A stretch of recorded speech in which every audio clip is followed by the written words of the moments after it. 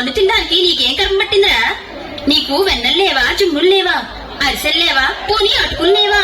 నీకు నీకు ఏంటవుతుందిరా? నీకు పంచదార పూరీలు లేవా?